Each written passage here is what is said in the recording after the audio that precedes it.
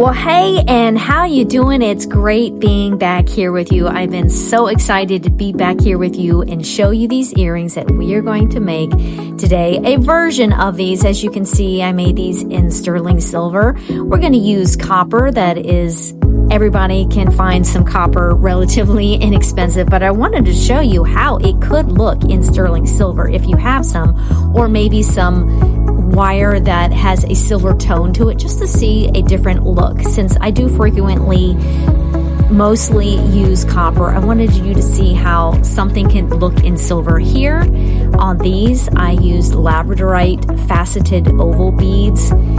That is not reflection. That is from the light. That is actually what the stone is. Inside the stone, it just oozes out these glorious colors. If you've never used labradorite before, I would highly suggest you finding some at a gem show or online somewhere.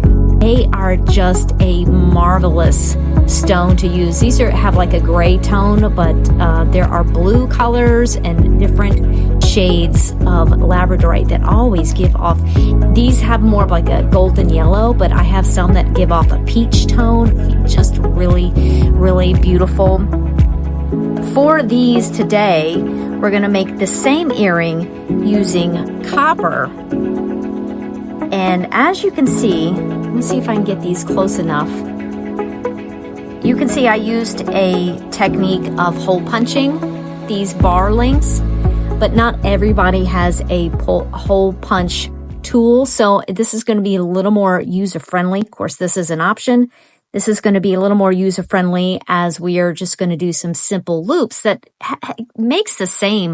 achieves the same look without having to have that tool if you do not have one. Most everyone who is making jewelry probably has some round nose pliers. So this is going to be accessible to anybody. You can go to Home Depot and get yourself some copper wire and a round nose plier. I mean, come on now, this is easy. You can make jewelry for yourself. Stay tuned also as we get into making these earrings for a special tool that, as I was going to sleep, it was like bling, like a light bulb went off, and I had to get up and try it at about 11 o'clock at night. And it was a great simple tool that you might have already in your home and don't know that you can use it to make jewelry. So stay tuned for that. Let's go over what you are going to need to prepare to make these earrings. You are going to need 2 lengths of 1.5 inches of 16 gauge wire. You will need 4 lengths of 1 inch 20 gauge wire. So I went ahead and prepared some pieces for our earrings, but I will go ahead and show you how I make these loops. I made a video, I don't know, a couple weeks ago about how I find an easy way to make a loop, and I'm going to demonstrate that for you now. And I also post or put the card up there to link how I make my loops. So I'm just I enjoy a 6-stepped bail maker, but you can also use round nose pliers. I like these for the consistency. Grip it really firmly because that 16 gauge wire wants to come out. And I don't do the 90-degree bend backwards. First, I just make a loop. And then swing it around. Bring it right into this area, and then just bend it. And I have made an eye pin, right? You see that? And then I can come back in. It's quite not all the way there. Come back in with some chain nose pliers and just pinch it down. And I've got, boom, it's done. Okay, get your bench block and your chasing hammer. This is the most laborious part of making these earrings, but it's not a big deal. It's not hard. It's just kind of time consuming and a little fussy because sometimes the hammer does what you don't want it to do, or it moves the metal in a way you don't want it to do. All right, so these are going to be hanging from a loop that we make on these earrings. So position your piece of wire that you have formed so that it's not laying flat against the chasing block, the bench block. We want it to be turned downward so that we get that nice flat part facing out on the earring. And just begin hammering maybe the last 1/4 inch.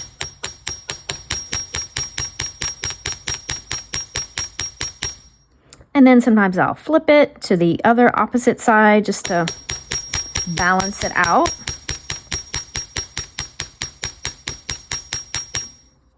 And then once I've kind of got it flat, I'll flip to the ball side of this chasing hammer. And then this really starts pressing out the end of your 16 gauge wire into that paddle shape that we are looking for. That's going to catch the light. Add some texture, I don't know, bling to our earrings.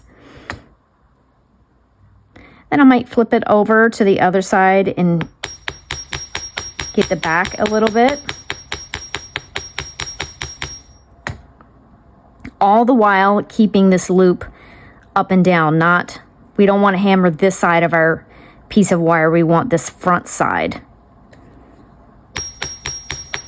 And hammering and then using the ball side of the hammer is kind of fiddly. And it just comes with practice, and I am no shape an expert. So you would just take that and do that through all these pieces. So I'm going to go do that. I'm going to speed it up so you don't have to sit through everything.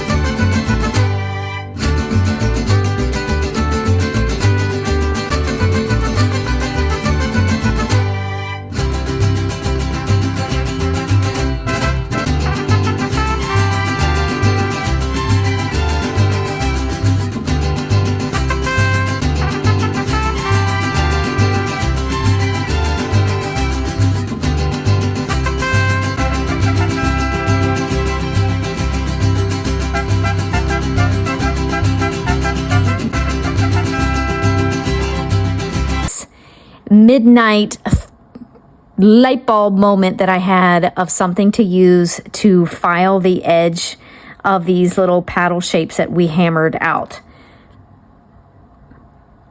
Ta-da! It's your little wand that you might use for your fingernails or when you're doing a pedicure or a manicure, and it comes with all the little tips too. What's that called? It's called file. Filing your nails and your, helping with your cuticles and all that comes with all buffing and shining and all that stuff. Okay, so not everybody has the money for one of those flex shaft or a big Dremel or something like that. I picked this up for $10 at Marshall's to help me do my nails, because backstory for my nails, for years, all my life, since I could remember, I had the most ratchet fingers you've ever seen in your life. My cuticles, and you can talk to my friends, my cuticles were the worst. I had the most horrible looking hands. And so I'm like, I can't do these videos with horrible looking hands. So I've been investing in ways to take care of my nails at home. This is something I picked up, and as I was going to bed last night, I went, oh my goodness, I wonder if the Dremel shafts and attachments fit in this, and it does. So for $10, you could probably pick up one of these and a few Dremel tips online, and I used it because these can be pretty sharp and maybe a little misshapen. See how that one's kind of off to the side a little bit. on slow.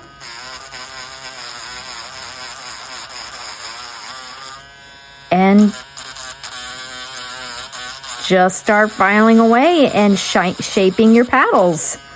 Well, that's what I'm calling them. Teardrops, maybe elongated teardrops. Maybe that's a better term. I don't know. And it just softens the edges so they're not so sharp. You could even go on top of it a little bit and file and shine if you wanted. So I don't even know. I guess this is the brand. I don't know. I literally picked it up for $10 at Marshall's. I'm sure TJ Maxx or any of those other places have them as well.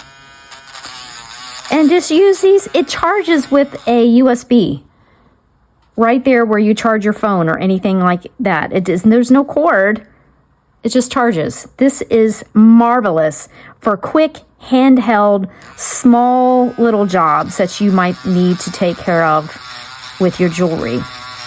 Now, is it going to do some heavy-duty polishing and sanding them? No, it's not for it. But for this, oh my goodness, how easy and quick is this to pull this out and just do some sanding, some shaping, some filing.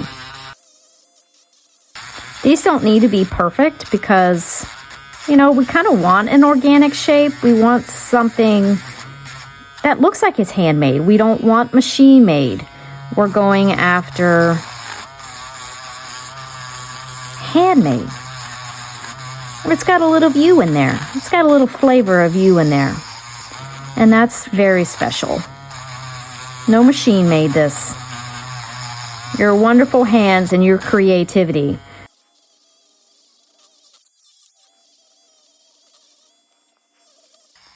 This makes quick work of some filing on your small projects that need some filing or fine-tuning of the shape. Get that nice and filed. We don't want any sharp edges. Because when you hammer it out, it kind of gets thin, like a knife, and we don't want that hanging from our ears. Just kind of soften the edges. Soften the shape. Round out any corners. And there we have it. Okay, now it's time to create this form that will support our stone and hang the paddles from. So this is where your 20 gauge wire comes in. You're gonna need 2 lengths of 3.5 inches for this part of the earring. I've already cut 1 length. And I'm just gonna, it's roughly around 3.5 inches. You might need a little more depending on how big your stone is. So like if you're going bigger than what these that I decided to use, this is Afghan opal that just reminds me of the beach meeting the sand, the water meeting the sand. So gorgeous. You might need a little bit more, let's say if your stone is bigger and you need just a little more length to pass through the stone. But I think this will be okay. This is where either your stepped pliers come in or your round nose pliers. I'm going to use the second step so that it forms a loop large enough to support all these loops inside and have movement. Take your pliers and so that it's about 2/3 on one side and 1/3 on the other. This shorter side is going to become our wrapping side. And just start pressing it around your pliers. I do like to give a little, see this gap here? I do like it to give a little gap immediately because we're gonna have to slide these on here and it can be quite annoying when you go to put it on and it won't slip on because there's no gap to slip the stuff in. So I'll go ahead and just open it up a little bit. All right. Take one of your links that we made, not your links, the paddles that we hammered out, have it so that the open side of the loop is facing upwards. The reason we do that because as it slides around, now it'll be facing the correct way. Always start with the things upside down and then it will, I use the shorter one, I forgot to say that, the shorter one. Now we're going to slide on the middle one that's a little bit longer with the open side of the loop upwards. Slide it around and then take the second short one, loop, open end of the loop upwards and slide it around. So now that should have enough play in there so that it'll move around, catch the light, and it won't be stiff or anything like that. Okay, so at this point, we're going to take our chain nose pliers, and this wire back here is going to become the part of the wire that supports our stone. So we've got to make it straight. At this little cross point, take your chain nose pliers, kind of envision where the middle is here, and bend it to make a straight line vertically up like that. Next part is to take your chain nose pliers, place it right on that loop there, hold everything securely, and then start wrapping. I do at least 2, if not 3. Let's see how many. Can I get a third one? Oh boy, maybe I should have cut 4. I maybe should have cut 4. I think I can do it though. Sometimes that happens and you gotta know what to do. If you didn't cut enough, can you still finagle it? Yes, we can. Just hold tight. Okay, this is the back side, and this is where I'm gonna trim the tiniest piece. And then take your chain nose pliers. I'm sorry, I use my flush cutters to trim that. And then I'm pressing down. And there we have attached our cute little paddles. So adorable. It's making this part of the earring here. Now we can slide on your stone of choice. Yes, isn't that going to be lovely? So lovely. All right. I go ahead and use the same 6-stepped bail making pliers for this process. Grab your wire at the top of the stone here. Nice and firmly. You need to come down just a little bit more. There's too much wiggle.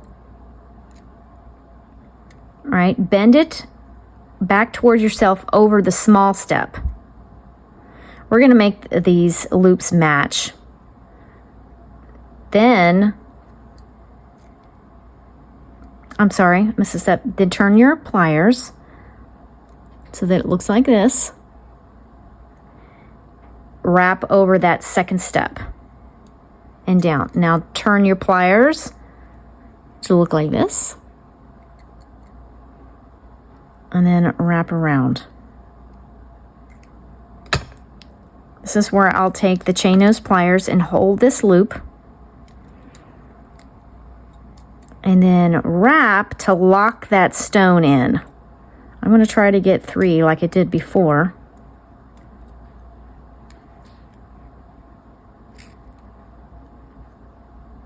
I think that's just 2, or is it 3? Either way. Give a little trim on the back. Not like that, Carrie. And then pinch down. You know what else is really cool? Is this. You just pick it. It's so lightweight, and you can get right in there and just gently file down any bits of the wire that might be rough. All right, here we are with this so far. I can already see that I need to make some adjustments with this top loop. Just bring it over slightly so that it's more in line with where we want it.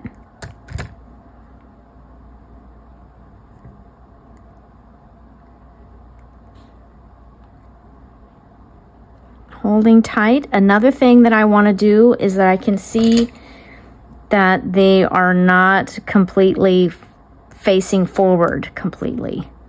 Now they are matching each other. So we have made our first earring let's go ahead and assemble the second earring, and then we'll do some ear wires. All right, pick up your second and final piece of 3.5 20 gauge wire, and either your round nose or stepped pliers, leaving roughly 1/3 on one side and the 2/3 on the other. We're going to wrap around our second step to make the loop that is going to hold our little paddles. Not wrapping yet. I'm making a little gap so that I can now go through my final paddles and slip them onto this loop, starting with the open side of the loop upwards, so that as it comes around and slides on, now it is facing the front way. Grab your middle and longest paddle, slide on, third and final, and slip it into the loop. So cute. All right, so now position it like this. Imagine this wire's got to go straight up through the stone. So grab your chain nose pliers onto that wire. If I can do that. And make it go straight up. You can get your nylon jaw pliers out at this time if you want, and really straighten that out, but I don't think it's quite necessary. Grab some chain nose pliers, hold that firmly, and we're going to wrap them in there so they don't escape. I'm going to try to get 3 here. I should maybe have gotten 4 inches, but it's gonna work.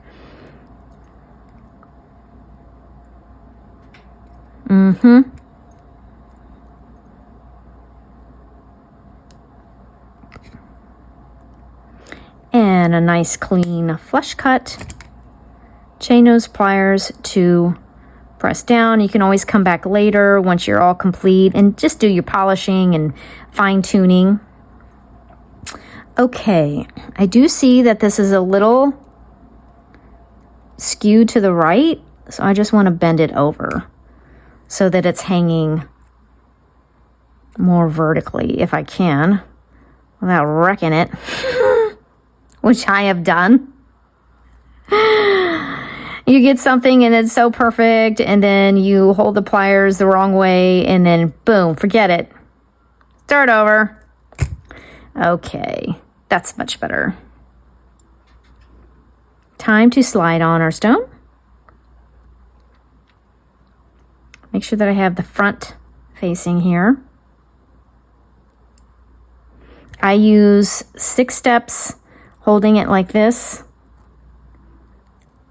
bending back over the first step, turn your pliers like this, and then push forward over that second step and down and around. Turn your pliers up and down like that, and then bring it over like a little scarf around a person.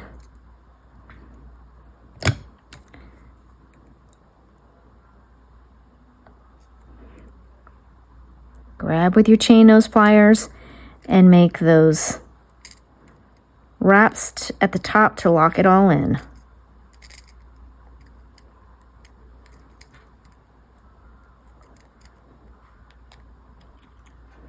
I see I have the same little issue I did before where both loops are not facing directly forward, but that's okay because you get 2 chain nose pliers, and you just turn them, you just twist them to make them line up in the right direction. A nice little snip. I am so sorry. My hands are torn up. I am so bad with my hands. I abuse them. I work in the garden. I'm always cleaning, and I just tear my hands up. All right, and just press that in. So we're not going to feel that. And if you do, just come back with some little file or our handy dandy little nail filer. You pick one up, super easy. I'm going to keep that here with me in my arsenal from now on. Stay with me. Let's make some ear wires. For my ear wires, I use just under 2 inches or so. I find that 2 inches for my ear wires that I typically use is too long. Just under. And then I will use that same piece that I cut. Let me flush cut this as a measurement. Oh, let me flush cut that one as well.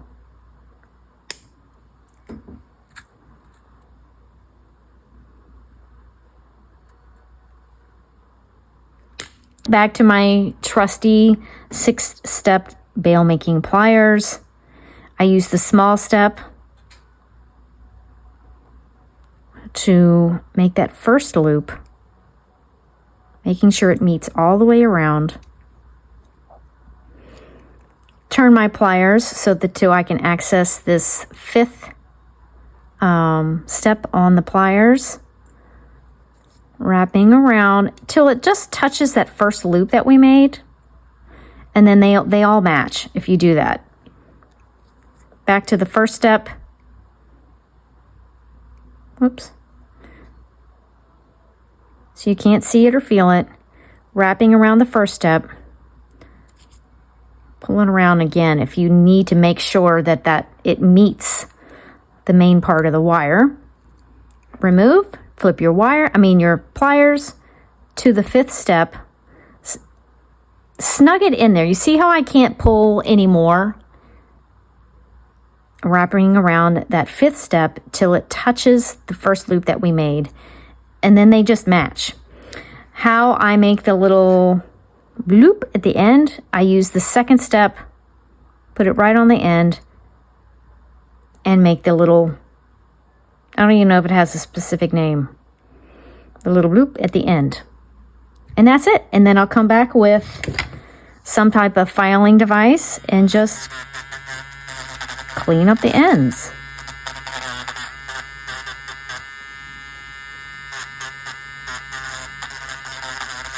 Simple as that.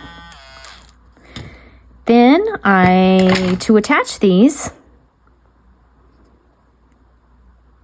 open up that loop that we made. Make sure we have the front side up. Slide on and close the loop. Open that loop. Slide front facing onto our ear wire and then close the loop. And there you have it. Wonderful little dangle earring for whatever have you, because you can choose out whatever stone that you would like. And there we go. Have such a nice little dangle, nice little shape to them that catch the light. You could maybe go a little shorter on these dangles if you want the same kind of look, but you want it shorter. You just have to leave probably 1/4 of an inch, maybe 1/2 inch to hammer out, and you need to leave 1/4 of an inch to make the loop. So potentially you could probably get as short as cutting a 3/4 of an inch, but it might be a little hard to work with. So just those are some things to consider. Of course, you can make it shorter by using a smaller stone. So those are some options to make it customizable to what you need it for. Had a wonderful time with you this morning. My goal is at least one video a week, maybe 2. I do have 3 kids and a husband and a part-time job. So if I can at least get 1 video out a week, you got lucky this week. 2 videos this week, because I was so anxious to show you these adorable earrings that are actually an inspiration from a previous design. I'll put that up here so you can see. Again, another great day with you. I so appreciate your comments, your likes, and subscribing to the channel. Subscribe if you want to see more great, simple, beginner-friendly jewelry making tutorials, and I'll see you in the next video.